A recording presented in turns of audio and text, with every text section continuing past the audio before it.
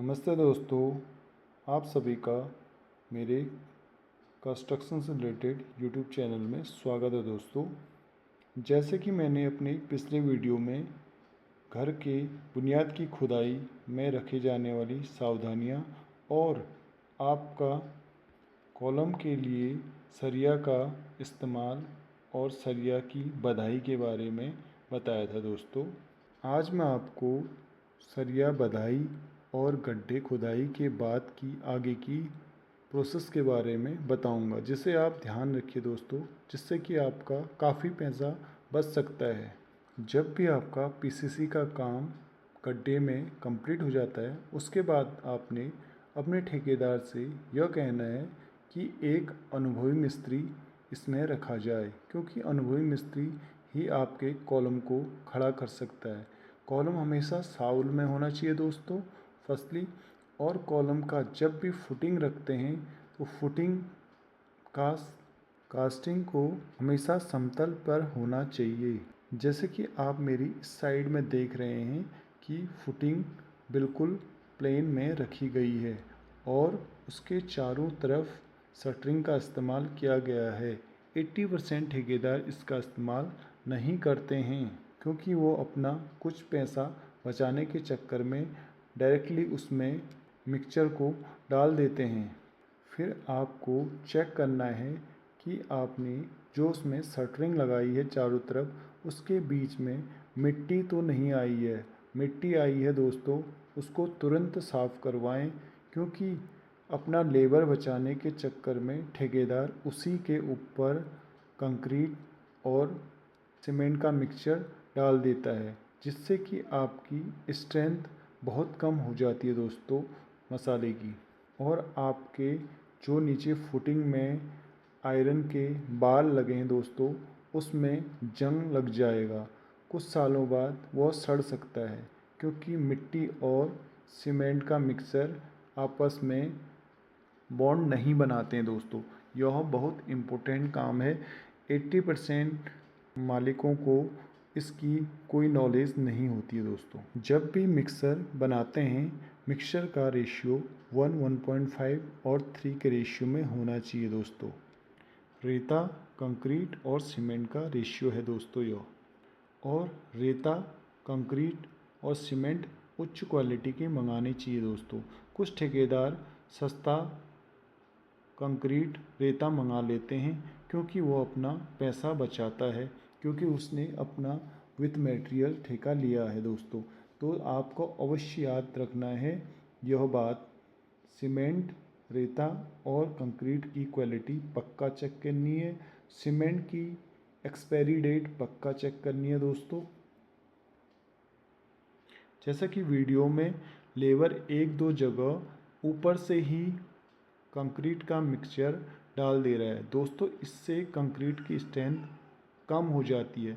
इसलिए कभी भी काम करवाते वक्त लेबर को बोलना है, इसको हो सके तो नज़दीक से नज़दीक गिराओ और उसमें वाइब्रेटर का इस्तेमाल पक्का करिए दोस्तों।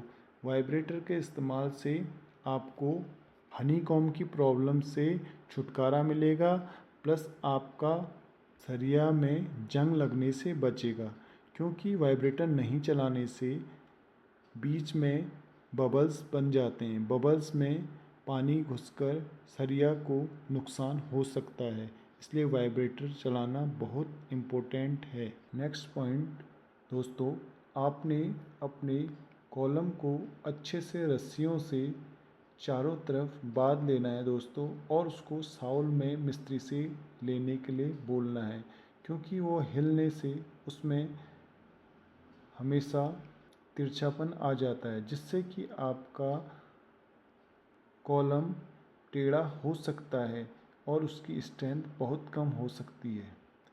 मिक्सर हमेशा मिक्सचर मशीन में ही बनवाएं और उसमें हमेशा ध्यान दें। नेक्स्ट पॉइंट दोस्तों, कवर ब्लॉक। जैसे कि मैं आपको साइड में दिखा रहा हूँ कि कवर ब्लॉक क्या होता है। कवर ब्लॉक का इस्तेमाल पक्का करना है, क्योंकि उससे आपके सरिया के जाल को जंग लगने से बचने के लिए मोस्ट इम्पोर्टेंट चीज़ है दोस्तों।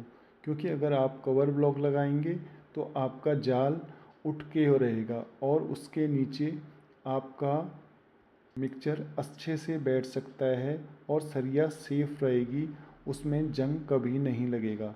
तो कवर ब्लॉक का इस्तेमाल पक्का करवाइए। 90% ठेकेदार इसका इस्तेमाल नहीं करते हैं और यह ज़्यादा महंगा भी नहीं है, मामूली सा खर्च आता है इसमें। और एक बार में पहले एक गड्ढे को अच्छे से भर लीजिए और उसको वाइब्रेटिंग कर कर पूरा काम कंप्लीट कर लीजिए।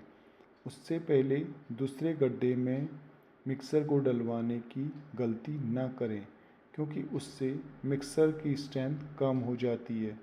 तो दोस्तों, अच्छे से उसमें मिक्सर डालकर वाइब्रेटर कर कर उसको मिस्त्री से फंटी लगवा कर उसका शेप दिलवा कर नेक्स्ट गड्ढे को ही आपने भरना स्टार्ट करना है। कई ठेकेदार जल्दबाजी के कारण इधर उधर मिक्सर को फैला देते हैं, जिसका टाइमिंग बहुत जल्दी सेट हो जाता है।